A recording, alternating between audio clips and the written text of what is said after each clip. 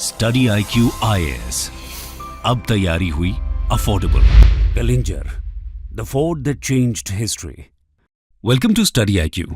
मेरा नाम है आदेश सिंह। दोस्तों, भारत अपनी सांस्कृतिक और ऐतिहासिक विरासत के लिए पूरे विश्व में प्रसिद्ध है। इसे किले और मॉन्यूमेंट्स का देश भी कहा जाता है। ये किले भारतीय इतिहास की गौरवशाली शान और जीवन के लिए किए गए युद्ध का इतिहास दर्शाते हैं। यहाँ के किले अपनी भव्यता की वजह से हमेशा आकर्षण का केंद्र बने रहते हैं। आज तक हम सभी ने आगरा, ग्वालियर, चित्तौड़गढ़ और गोलकोंडा जैसे पॉपुलर फोर्ट्स के बारे में सुना और पढ़ा है, लेकिन आज जिस फोर्ट के बारे में हम बात करने जा रहे हैं उसका इतिहास भी काफी गौरवशाली रहा है। ये वो फोर्ट है जिसे हर शासक ने जीतना चाहा, लेकिन कभी जीत ना सका। ये एक ऐसा किला है जिसने कई सदियों तक भारत के राजनीतिक और सांस्कृतिक परिदृश्य को बदलते देखा है। इसका नाम है कलिंजर फोर्ट। कहा जाता है कि ये किला हर युग में विद्यमान रहा है। सतयुग में ये कीर्तिनगर, त्रेता युग में मध्यगढ़, द्वापर में सिंहलागढ़ और कलयुग में कलिंजर के नाम से जाना जाता रहा है। कभी बुंदेलखंड में चंदेल शासकों की शान रहे कलिंजर दुर्ग यानी कलिंजर फोर्ट को जीतने की चाहत में न जाने कितने शासक कलिंजर तक आए, लेकिन सभी खाली हाथ लौट गए। 5th सेंचुरी में बने इस विशाल किले को कोई जीत नहीं पाया। इस किले की मजबूती की तुलना ग्रेट वॉल ऑफ चाइना से यूं ही नहीं की जाती। इसे भारत के सबसे विशाल और अपराजेय दुर्गों में गिना जाता है। इस किले में दुनिया भर के हिस्टोरियंस और आर्कियोलॉजिस्ट्स की भी खासी दिलचस्पी रही है। तो आइए दोस्तों, जानते हैं इस दिलचस्प किले के बारे में। इसके कुछ कैरेक्टरिस्टिक फीचर्स की भी बात करेंगे और साथ ही जानेंगे कैसे इस किले ने भारत का इतिहास बदल कर रख दिया। इसके अलावा ये भी जानेंगे कि क्यों इसे एक मिस्टीरियस फोर्ट कहा जाता है। शुरुआत करते हैं इसके इतिहास को जानने से। History of Kalinjar fort. Geographically Kalinjar आज उत्तर प्रदेश के बांदा डिस्ट्रिक्ट में आता है। डिस्ट्रिक्ट हेडक्वार्टर से 75 किलोमीटर दूर विंध्य पर्वत की 800 फीट ऊंची पहाड़ी पर बना ये fort world famous tourist destination Khajuraho से 100 किलोमीटर दूर है। इस किले को ख्याति बेशक चंदेल शासन काल में मिली हो, लेकिन कलिंजर का इतिहास हजारों साल पुराना है। ये किला इंडियन हिस्ट्री के हर मेजर पीरियड में उपस्थित रहा और इतिहास में हर घटनाक्रम का प्रत्यक्ष गवाह भी बना है। एक किले के रूप में कलिंजर की मौजूदगी का जिक्र वेद पुराण से लेकर महाभारत और महाजनपद कालीन ग्रंथों तक में आता है। लोक कथाओं में दर्ज कहानियों के अनुसार कलिंजर वो स्थान है जहां जाकर भगवान शिव ने समुद्र मंथन से निकले विष की ज्वाला शांत की और नीलकंठ कहलाए। इसके साथ ही कलिंजर का जिक्र बुद्धिस्ट लिटरेचर में भी मिलता है। भारत की नालंदा यूनिवर्सिटी और दूसरे हिस्टोरिकल प्लेसेस की यात्रा पर आए फेमस चाइनीज रिसर्चर ह्यूएन सैंग ने भी 7th सेंचुरी में अपने डॉक्यूमेंट्स में कलिंजर और खजुराहो का जिक्र किया है। हालांकि कलिंजर फोर्ट के रूप में कब इस्टैब्लिश हुआ, इसका अभी तक कोई ऑथेंटिक एविडेंस नहीं मिला है, लेकिन इस किले के आर्कियोलॉजिकल एविडेंसेस गुप्ता पीरियड से मिलने शुरू होते हैं। आर्कियोलॉजिस्ट्स को वहां से गुप्ता पीरियड के कुछ इंस्क्रिप्शंस यानी शिलालेख मिले और आगरा और अवध की डिस्ट्रिक्ट ब्रोशर के अनुसार गुप्ता डिनेस्टी के राजा समुद्रगुप्त ने साल 336 में कलिंजर किला जीता था। लेकिन father of the archaeological survey of India Alexander Cunningham ने अपनी बुक बुंदेलखंड और रीवा 1883 से 1884 में दावा किया है कि इस किले का निर्माण करीब 249 AD के आसपास हुआ था। खैर, इतिहास में कलिंजर फोर्ट पर कई राजवंशों का शासन रहा, जिसमें गुप्ताज, गुर्जर प्रतिहाराज, चेडीज, चंदेलाज, सोलंकीज, मुगल्स और मराठास जैसी शक्तियां शामिल हैं। 9th सेंचुरी से लेकर 13th सेंचुरी के बीच जब चंदेला डिनेस्टी अपने शौर्य और गौरव के चरम पर थी, उस समय कलिंजर बुंदेलखंड के हिस्से आता था। चंदेला डिनेस्टी के फाउंडर राजा यशोवर्मन ने कलिंजर किला जीत लिया था, लेकिन हमें इस जीत के बारे में और कोई जानकारी प्राप्त नहीं होती। यानी ये कब और कैसे हुई, इसको लेकर हिस्टोरिकल सोर्सेज में इंफॉर्मेशन नहीं मिलती। खैर, राजा यशोवर्मन ने 925 से 950 AD तक यहां रूल किया था। इस दौरान खजुराहो उनकी राजधानी हुआ करती थी।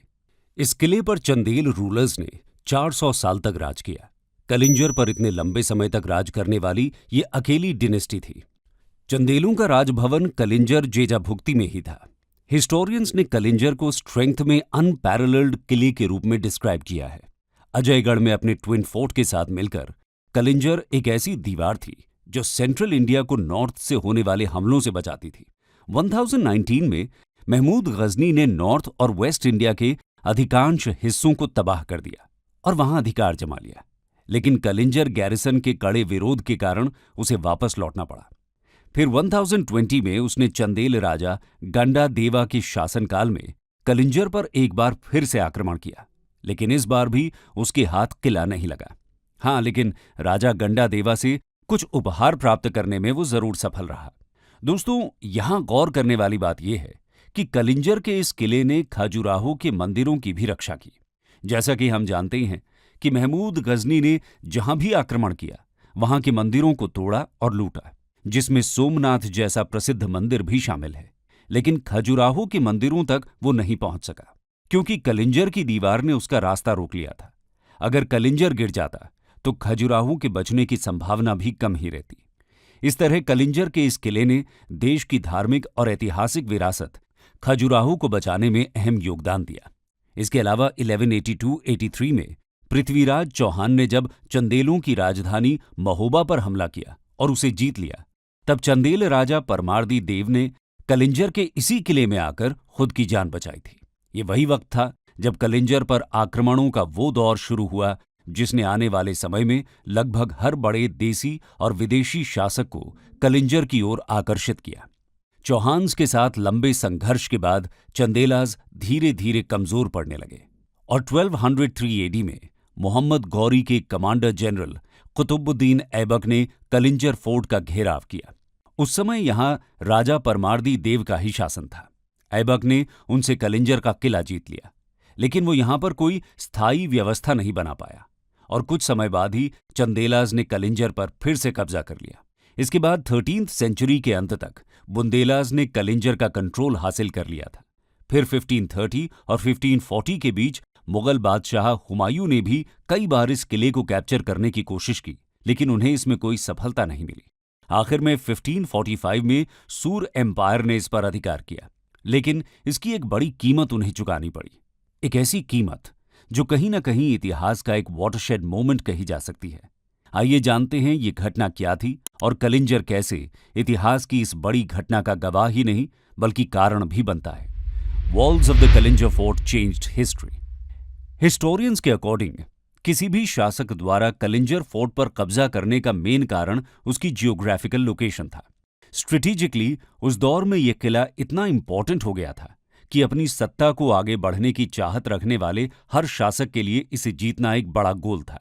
उस समय कलिंजर को जीतने का मतलब अपनी सत्ता को बढ़ाना और अपनी पावर को प्रूव करना था। यह किला घने जंगलों के बीच पहाड़ी की चोटी पर बना हुआ था। इस किले तक किसी भी दुश्मन सेना का पहुंचना बेहद मुश्किल था। किले के चारों तरफ चढ़ाई बेहद खड़ी ढलान वाली थी। इसी वजह से किले पर तोप यानी कैनन से हमला करना भी बेहद मुश्किल था। इसकी दीवारें 5 मीटर मोटी थीं, जबकि किले की हाइट 108 फीट थी। दोस्तों, 1540 में अफगान रूलर शेर शाह सूरी ने मुगल बादशाह हुमायूं को हराकर नॉर्थ इंडिया में सूर डायनेस्टी की स्थापना कर ली थी। ऐसे में हुमायूं को भारत छोड़ ईरान में शरण लेनी पड़ी थी। इसके बाद शेर शाह सूरी एक मजबूत शासक के रूप में उभर रहा था और एक के बाद एक नॉर्थ इंडिया के अलग अलग रीजन्स को अपने कब्जे में करता जा रहा था। इसी क्रम में नवंबर 1544 में उसकी सेना ने कलिंजर किले की घेराबंदी करनी शुरू कर दी। कई महीनों की घेराबंदी के बाद भी जब किले को जीतने में सफलता नहीं मिल रही थी, तब 22 मई 1545 को कलिंजर फोर्ट की दीवार को बारूद के गोले से उड़ाने का फैसला किया गया। लेकिन जब ऐसा किया गया तो एक गोला किले की दीवार से टकराकर वापस सूर सेना के कैंप की तरफ आया और बारूद के एक ढेर पर जा गिरा। इत्तेफाक की बात यह थी कि उस समय इसी ढेर के पास खुद शेर शाह सूरी खड़ा हुआ था। गोले के बारूद के ढेर पर गिरते ही एक बड़ा विस्फोट हुआ, जिसके कारण शेर शाह सूरी बुरी तरह घायल हो गया और कुछ ही समय बाद उसकी मृत्यु हो गई। हालांकि इसके बाद उसके बेटे जलाल खान ने फोर्ट को कैप्चर किया और खुद को राजा घोषित किया, लेकिन यह घटना भारतीय इतिहास के टर्निंग पॉइंट्स में से एक है। जैसा कि हमने पहले बताया कि शेर शाह सूरी से हारने के बाद मुगल बादशाह हुमायूं देश छोड़कर भाग गए। अब कलिंजर फोर्ट को जीतने के चक्कर में हुई शेर शाह सूरी की इस तरह आकस्मिक मौत ने सूर एम्पायर को कमजोर कर दिया। उनके उत्तराधिकारी उनकी तरह केपेबल नहीं थे, जिससे हुमायूं को एक बार फिर भारत आने और मुगल वंश की सत्ता स्थापित करने का मौका मिल गया। अब जरा सोचिए, अगर शेर शाह सूरी ने कलिंजर को जीतने की जिद न की होती, उसकी इस तरह मृत्यु न हुई होती, तो क्या मुगल बादशाह हुमायूं इतनी आसानी से वापस भारत आ पाते? हो सकता है कि मुगल वंश फिर कभी भारत में स्थापित ही न हो पाता और सूर एम्पायर और लंबे समय तक शासन में रहता। इस तरह कलिंजर में घटी यह घटना इतिहास को बदलने वाली साबित होती है। खैर, आगे चलकर 1569 के करीब मुगल बादशाह अकबर ने कलिंजर को जीता और यह मुगल डोमिनियन का पार्ट बन गया। इसे जागीर के रूप में अकबर के नवरत्नों में से एक राजा बीरबल को दिया गया था। इसके बाद 1700 सीई में, यानी औरंगजेब के शासन के अंतिम वर्षों में, जब वो डेक्कन में कैंपेन कर रहा था, तब कलिंजर किले को बुंदेला चीफ छत्रसाल ने कैप्चर कर लिया। छत्रसाल ने अपनी राजधानी पन्ना में स्थापित की और आज के बुंदेलखंड रीजन को जीत लिया। आगे चलकर छत्रसाल ने अपने डोमिनियन का कुछ पार्ट मराठा चीफ पेशवा बाजीराव को सौंप दिया, जिसमें कलिंजर का किला भी शामिल था। इसके बाद 1812 में कलिंजर ब्रिटिश ऑक्यूपेशन में आ गया। दरअसल ट्रीटी ऑफ सुरजी अर्जन गांव के तहत पेशवा ने यह किला ब्रिटिशर्स को दे दिया था।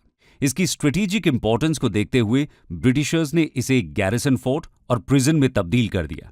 1857 की क्रांति के दौरान बांदा डिस्ट्रिक्ट के लोगों ने ब्रिटिशर्स के खिलाफ जब विद्रोह किया, तो उनके अटैक्स का जवाब ब्रिटिशर्स कलिंजर की मजबूत दीवारों में खुद को फोर्टिफाई करके ही दे पाए थे। विडंबना यह है कि जिस दीवार ने अंग्रेजों की रक्षा की, उन्होंने 1866 में उसे ही तोड़वा दिया। आजादी के बाद यह किला भारत सरकार के कंट्रोल में आ गया, जिसके बाद भारत सरकार ने इसे हिस्टोरिकल हेरिटेज के रूप में डिपार्टमेंट ऑफ आर्कियोलॉजिकल सर्वे को सौंप दिया। आज कलिंजर फोर्ट अपने आर्किटेक्चर, डिजाइन और यहां स्थित नीलकंठ मंदिर के लिए प्रसिद्ध है। आइए विस्तार से इस बारे में चर्चा करते हैं। Architecture, design and mystery of Kalinjar. कई डिनेस्टीज के अंडर रहने के कारण कलिंजर फोर्ट में स्थापत्य कला की कई शैलियां दिखाई देती हैं। इसमें गुप्त शैली, प्रतिहार शैली, पंचायतन नगर शैली प्रमुख हैं। कहा जाता है कि इसको अग्निपुरम, बृहत संहिता और वास्तु टेक्स्ट्स के अनुसार बनवाया गया है। इस किले में आपको अनेक मॉन्यूमेंट्स और स्कल्पचर्स मिल जाएंगे। इसे मूर्तियों का खजाना कहा जाए तो गलत नहीं होगा। यह किला चंदेल वंश के शासनकाल की भव्य वास्तुकला का बेहद उत्कृष्ट उदाहरण है।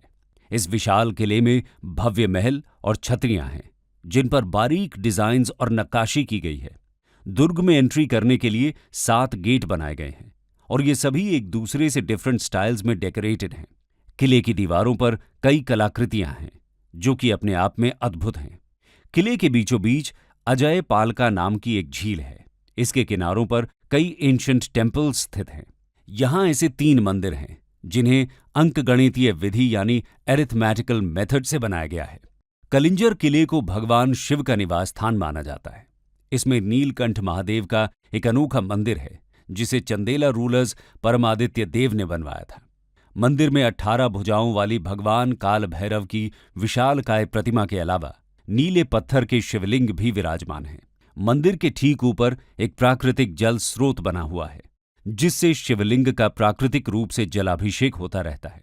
यहां ध्यान देने वाली बात यह है कि बुंदेलखंड एक सूखा यानी ड्राई एरिया है, लेकिन इस पहाड़ से 1000 सालों से लगातार पानी रिस रहा है।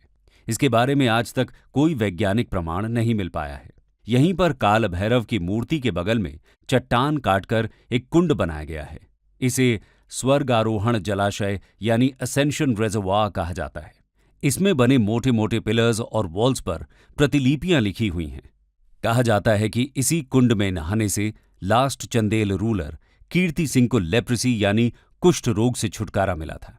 आज भी कलिंजर के कई मंदिरों में लोग इस आस्था के साथ आते हैं कि उन्हें अपनी बीमारियों से मुक्ति मिल जाएगी। मंदिर में जाने वाले रास्ते में पत्थरों पर भगवान शिव, काल भैरव, गणेश, हनुमान और दूसरे देवी देवताओं की प्रतिमा उकेरी गई हैं। इसके अलावा यक्ष, यक्षिणी, योगिनी और डिफरेंट पोस्चर्स में डांसर्स की प्रतिमाएं यहां उकेरी गई हैं, जो यहां की सुंदरता में 4 चांद लगा देती हैं। दोस्तों, इस किले पर इस्लामिक रूलर्स का भी शासन रहा है। इसी वजह से यहाँ पर आपको इस्लामिक कल्चर की भी निशानियां देखने को मिल जाएंगी, जैसे कि शाही मस्जिद, शेर शाह सूरी स्टूम, जाकिरा महल, मोती महल इत्यादि।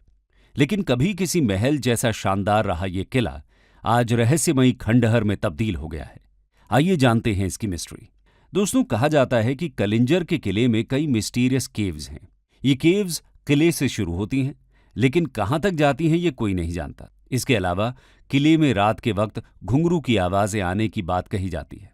लोग कहते हैं कि रात होते ही यहाँ एक अजीब तरह की वीरानी छा जाती है। उस वीरानी में एक हलचल महसूस होती है। लेजेंड्स के अनुसार प्राचीन काल में राज दरबार में पद्मा नाम की एक बेहद खूबसूरत डांसर रहती थी। पद्मा भगवान शिव की बहुत ही बड़ी भक्त थी। कार्तिक पूर्णिमा की रात को वो भगवान शिव के प्रति पूरी निष्ठा के साथ नृत्य किया करती थी। आज 1500 साल बाद भी उस नृत्य के घुंघरू की आवाज किले में सुनाई देती है। हिस्टोरियंस भी इस घटना को सच मानते हैं। कुछ लोगों का यह भी मानना है कि इस किले में बेशकीमती खजाना छिपा हुआ है, जिसमें हीरे जवाहरातों सहित कई अनमोल रत्न हैं। कहा जाता है कि इस किले पर अधिकार को लेकर जितनी भी लड़ाइयां लड़ी गई हैं, वो खजाने को लेकर ही हुई हैं। खैर, कलिंजर को लेकर जो भी लोगों की मान्यता हो, लेकिन इतिहास में इस किले का इनवैल्यूएबल स्थान है। कंक्लूजन। तो दोस्तों, ये थी कहानी कलिंजर फोर्ट की, जो भारत के सबसे डाइवर्स फोर्ट में से एक है।